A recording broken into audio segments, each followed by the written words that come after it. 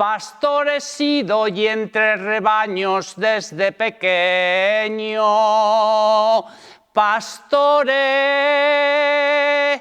Yo tocaba la flauta y el caramilo y a mi lado triscaban los cabritillos. No pensaba en amores por ser pecado y además porque estaba muy ocupado en que no se perdieran los cabritillos y que no se me murieran los pobrecillos. Damas y caballeros, gracias por invitarme a participar en este evento sobre la España rural. Y sin más, voy a contarles mi experiencia. Yo vivo en el campo, en eso que llaman la España vaciada. Antes vivía en una gran ciudad, pero terminé harto, muy harto, tan harto que terminé un tanto desquiciado e incluso llegué a desarrollar un acusado tic nervioso. Después de darle muchas vueltas decidí refugiarme en el campo, en lo rural, en el mundo agrícola y pastoril del que tanto me habían hablado mis abuelos. Vivir en el campo sonaba bien, sonaba a vivir lejos de aglomeraciones, lejos de ruidos, lejos de humos, lejos de malos humores, lejos de estrés, lejos de harturas. Las historias del campo que me contaban mis abuelos estaban pobladas por laboriosos agricultores que cultivaban espléndidas huertas y por perseverantes pastores que recorrían con sus rebaños veredas solitarias. Y me lancé. Conseguí vender mi casa en la gran ciudad y pude instalarme a vivir en un recóndito y tranquilo rincón de la España vaciada. Pues me establecí en una pequeña sierra boscosa con abundantes corrientes de agua. La comarca sufría un grave problema de despoblación, pues como toda la España rural, ¿qué les voy a contar a ustedes que no sepan? El bucólico mundo agrícola y pastoril que me habían descrito mis abuelos se estaba quedando sin agricultores y sin pastores. Y esto se traducía, entre otras cosas, en el abandono de las fincas antes dedicadas a la agricultura y a la ganadería, que en su mayoría habían sido invadidas por antiguas plantaciones de pinos realizadas por el ICONA durante el franquismo. Miles de hectáreas fueron plantadas durante la dictadura militar con pinos en formación, como parte de estrategias diseñadas por técnicos forestales de recia y rígida formación castrense. El orden social impuesto por la dictadura se trasladó a los montes comunales, invadiendo los pastos serranos. Y para proteger el crecimiento de los jóvenes pinos en formación, se prohibió el pastoreo, quedando tan pocas opciones a los pastores que la mayoría tuvo que abandonar sus rebaños y sus pueblos y emigrar a las grandes ciudades a poner ladrillos. Pero resulta que la economía de subsistencia de la comarca estaba basada desde tiempos muy remotos en las cabras y en las castañas. Con la leche de las cabras hacían quesos y las castañas las secaban con humo y así se conservaba durante meses.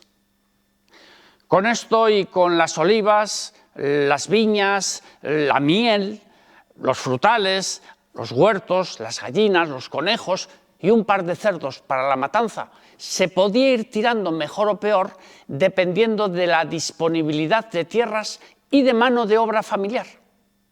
Pero al exiliarse los pastores a la gran ciudad a poner ladrillos, con ellos se fueron también sus familiares y con ellos se fueron las personas que cuidaban los castaños, los olivos, los frutales, las viñas, los huertos, que también se pasaron al ladrillo. La vida en el campo es pausada, como bien saben todos ustedes. El ritmo lo marcan las estaciones. El otoño es denso, el invierno profundo, la primavera generosa y el verano cálido, muy cálido. Últimamente, excesivamente cálido, como habrán podido comprobar ustedes. Yo enseguida me acostumbré a mi nueva vida en el campo y enseguida desapareció el tic nervioso que había desarrollado en la ciudad. Me encantaba pasear por los tranquilos y silenciosos bosques de la sierra. Pero mientras paseaba una calurosa tarde de verano, me di cuenta de lo peligroso que era el estado de abandono de las fincas invadidas por la maleza, especialmente las que habían sido engullidas por las antiguas plantaciones de pinos abandonadas. El intenso calor del verano parecía haber extraído los aceites esenciales de las plantas, pulverizando el aire con un perfumado gas que me pareció altamente inflamable. Como alguien encienda aquí una cerilla, esto podría explotar, pensé, y me puse bastante nervioso. Bueno, no exageremos, me dije yo a mí mismo, y me tranquilicé. Sí, pero si un fuego alcanza a esta enorme masa de combustible, no hay Dios que pueda pararlo. Concluí en mi conversación conmigo mismo. Y sucedió.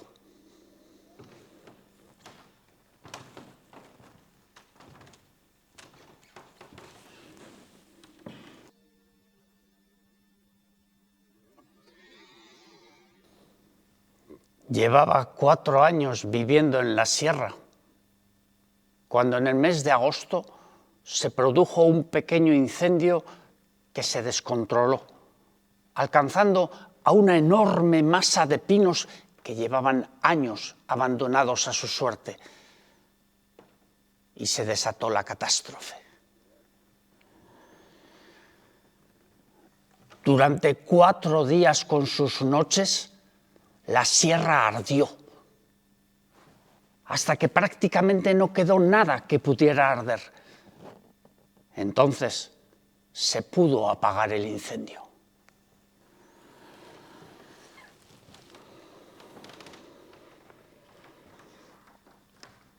El shock traumático que me provocó aquello me dejó en un estado de estrés permanente que hizo que reapareciera el tic nervioso. Solo de pensarlo.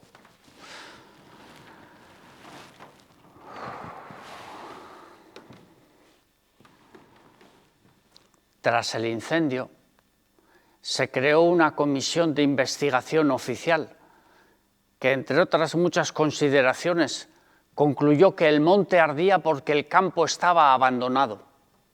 Yo descubrí que la sierra que había elegido como refugio ardía cada 10 o 12 años más o menos, desde que abandonaron a su suerte aquellas enormes plantaciones de pinos en formación. Este descubrimiento agravó el tic nervioso.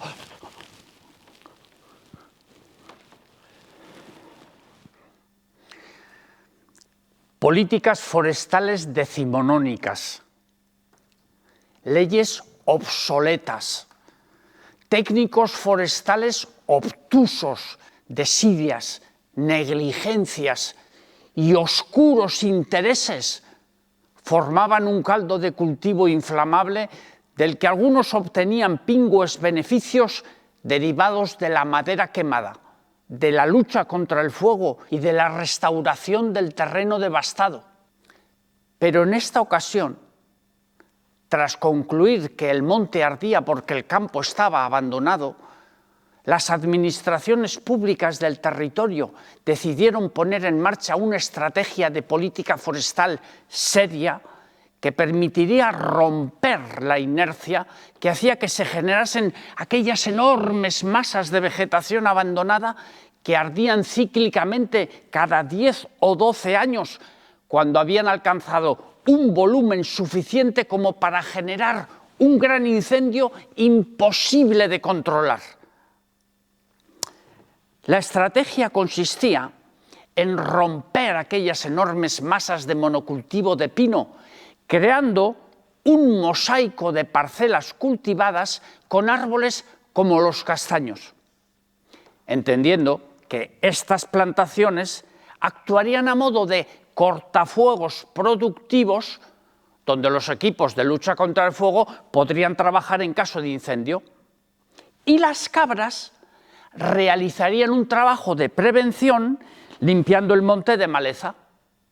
Hay que reconocer que la letra de la canción era buena y la música sonaba bien. Pero cuando desde lo alto de los despachos de moqueta sintética de la administración bajas a la tierra en la que enraizan los árboles y que pisotean las cabras, te topas con la dura realidad, como habrán comprobado ustedes muchas veces. La dura realidad.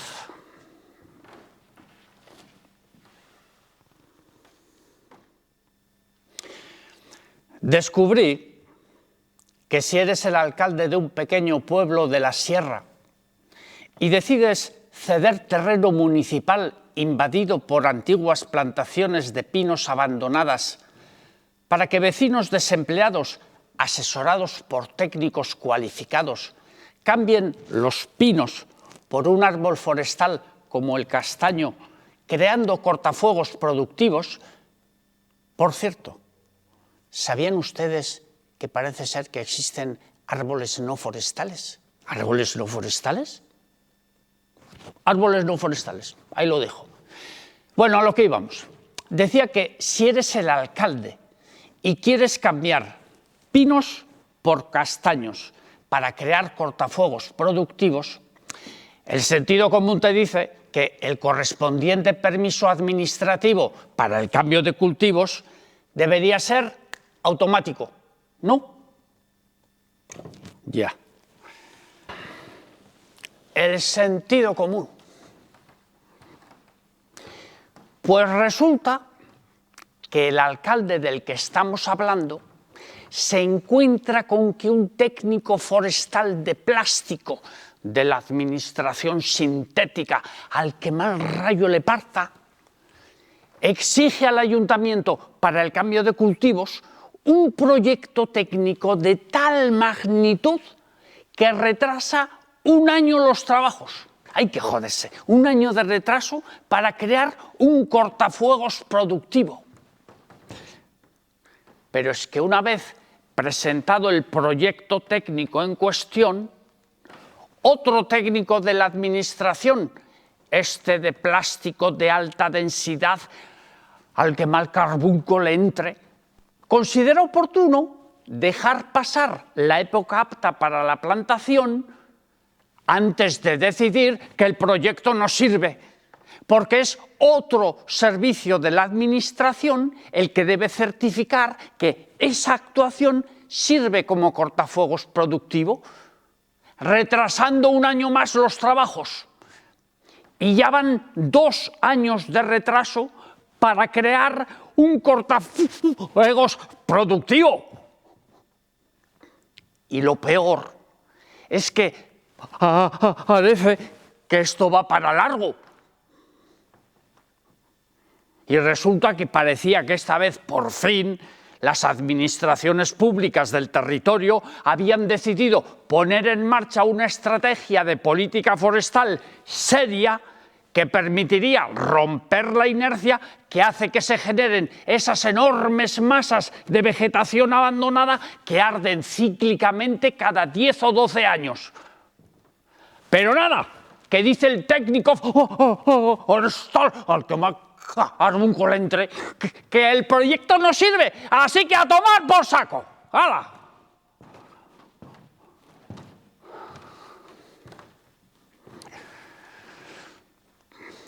Pese a esto, y gracias a que el alcalde insiste, persiste, resiste y no desiste, por fin se encuentra un lugar apto para la creación del cortafuegos productivo junto a otro convencional ya existente. Pero entonces es cuando el otro servicio administrativo, el servicio contra incendios, tiene que certificar algo increíble. Atentos a la jugada. El servicio contra incendios tiene que certificar que si un cortafuegos convencional ya existente se amplía en 100 hectáreas con cortafuegos productivos, se mejora el efecto perseguido contra el fuego. ¿Qué? ¿Cómo te quedas?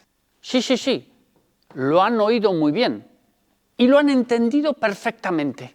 Después de 2 años de retrasos, el servicio contra incendios tiene que certificar que si un cortafuegos se amplía en 100 hectáreas, se mejora el efecto perseguido contra el fuego. ¡Me cago en la pared! ¡Me cago en el puto servicio contra incendios! ¡Me cago en la puta certificación! ¿Pero estamos tontos o qué estamos? ¿Pero acaso alguien tiene alguna duda de que si un cortafuegos se amplía en 100 hectáreas, se mejora el efecto perseguido contra el fuego? Pues nada, que ahora dice el técnico, ahora está, que hay que certificar, ¡a la mierda, hombre! Esto es... Y el tiempo sigue pasando, ¿eh? Y si alguna vez sucede que por fin el servicio administrativo correspondiente certifica la mierda esa,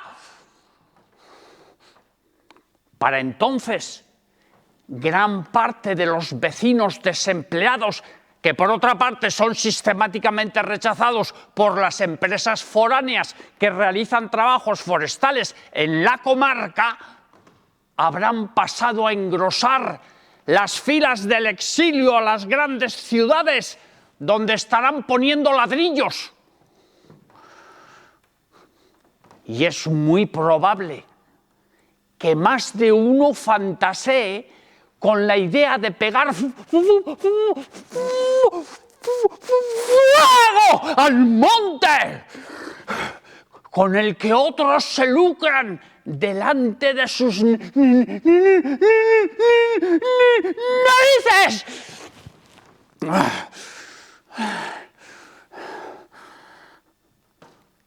Tras este caudal de descubrimientos, tuve que acudir al psicólogo y recurrir a ansiolíticos.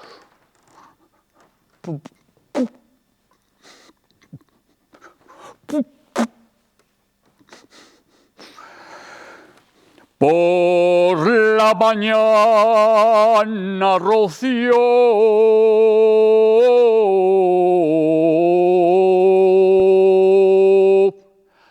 y al mediodía calor.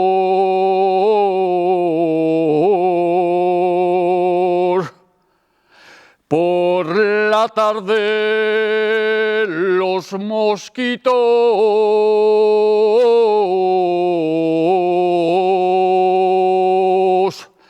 No quiero ser labrador.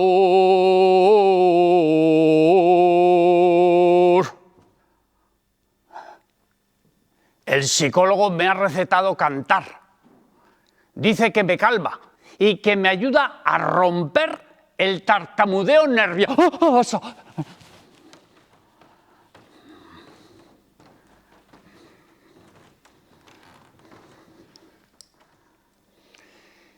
También descubrí que si eres cabrero y solicitas permiso para que tu rebaño de cabras entre a pastar en un terreno de pinos abandonados que ardieron en el último gran incendio, te encuentras con que un siniestro técnico forestal de polietileno, es decir, de plástico, o sea, de algo que arde emitiendo un humo tóxico al que mala sarna le entre, emite un informe desfavorable aduciendo que los brotes de los pinos jóvenes crecen fuertes y saludables y que la masa forestal se recupera correctamente y que si las cabras entraran a pastar, dificultarían el buen desarrollo de los brotes de los pinos jóvenes y la recuperación de la masa forestal. Pues claro, copón, pues esa es la idea, evitar que los brotes de los pinos jóvenes crezcan fuertes y saludables y evitar que la masa forestal se recupere correctamente para evitar que vuelva a quedar otra vez lista para arder en unos 10 o 12 años. ¡Copón! ¡Me cago en la pared! Pues no va y dice el técnico que los putos pinos jóvenes crecen fuertes y saludables. Pues no va y dice que la masa forestal se recupera correctamente.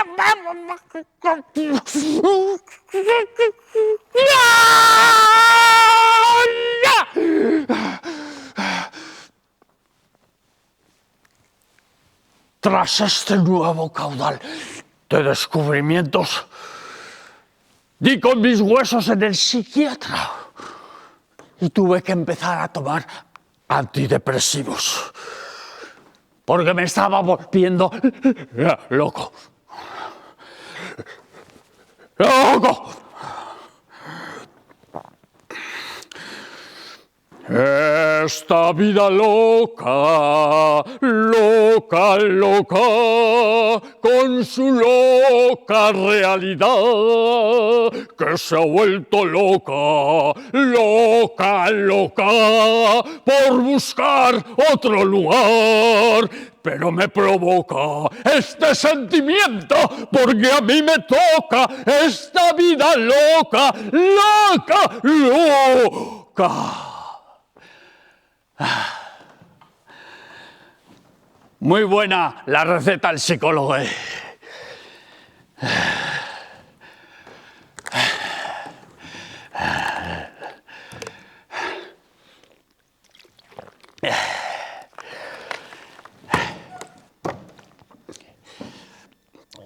También descubrí que si eres cabrero y te acercas con tu rebaño a un arroyo o a un río, tus cabras pueden beber, pero que no se les ocurra mordisquear las plantas de la orilla, porque está terminantemente prohibido y te arriesgas a tener que pagar una multa. Y digo yo que el cabrero dirá que a ver cómo le explicas tú a una cabra que se puede acercar a la orilla a beber, pero que no se le ocurra mordisquear las plantas de la orilla. Y no es que yo piense que las cabras son tontas, vamos, ni mucho menos. ¡Ja! Conozco cabras que son mucho más listas que algunas de las personas que conozco. Pero a ver cómo le explicas tú a una cabra, en lenguaje de cabra, que hago así, pero plantas no. Pues eso. Y luego está lo de la política agraria comunitaria, la famosa PAC. Hay que joderse con la PAC.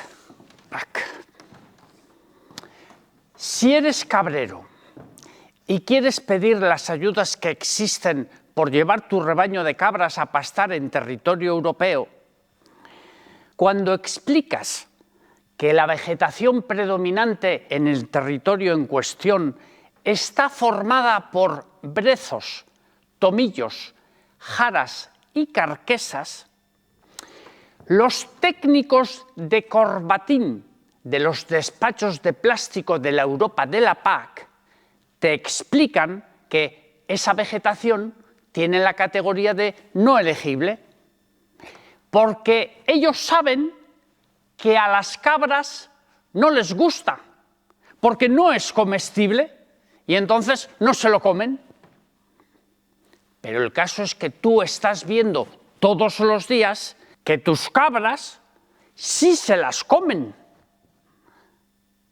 Y volvemos a lo mismo.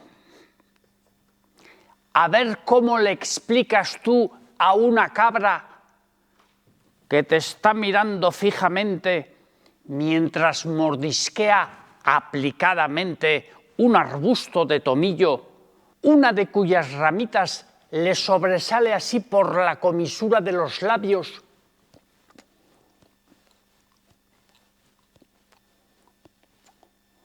A ver cómo le explicas tú a esta cabra que el tomillo no solo no es comestible, sino que además no le gusta.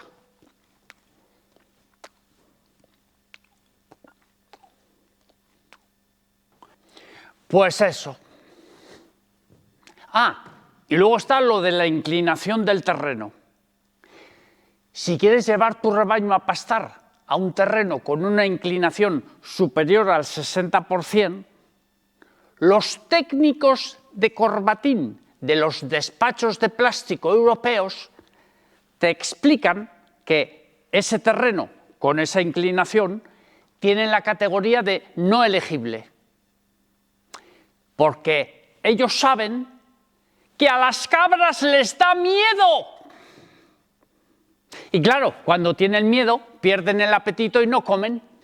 Y a ver cómo se lo explicas tú a tus cabras cuando desde lo alto de las paredes de los cortados de la sierra, con una inclinación superior al 80%, mientras mordisquean tranquilamente los brezos, te miran con cara de no terminar de entender muy bien qué es lo que pasa. Y no es que las cabras sean tontas, no, insisto, es que es normal que no se enteren. No te enteras ni tú, no se entera ni Dios.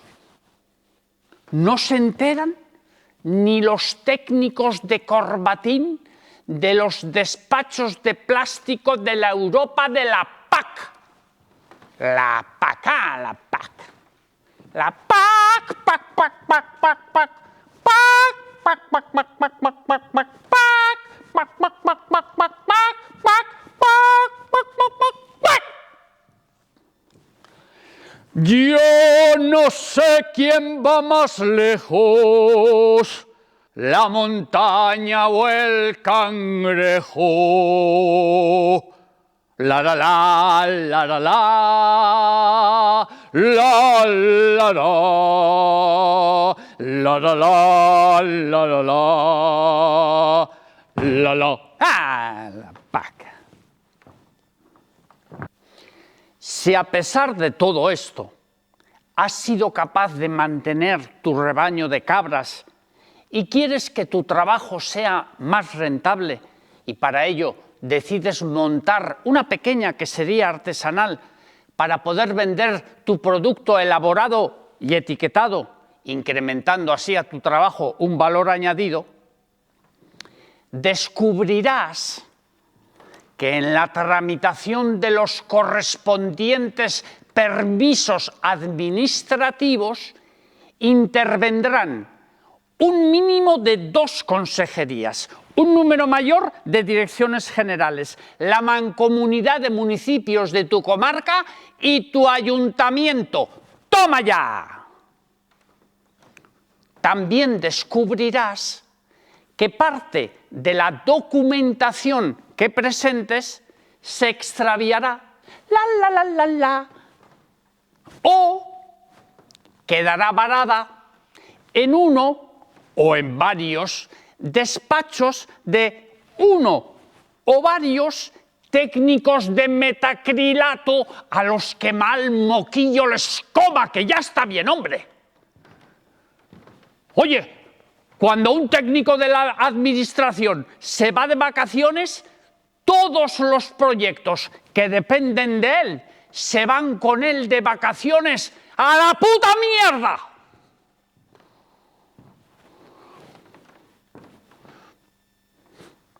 Pero profundicemos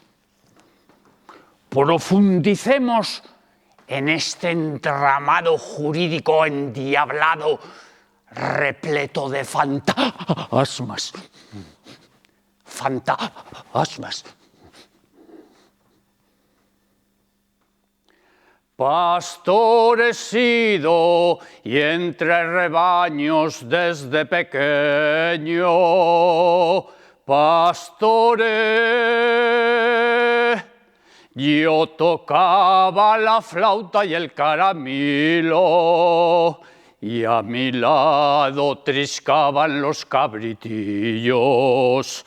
No pensaba en amores por ser pecado, y además porque estaba muy ocupado en que no se perdieran los cabritillos y que no se me murieran los pobrecillos.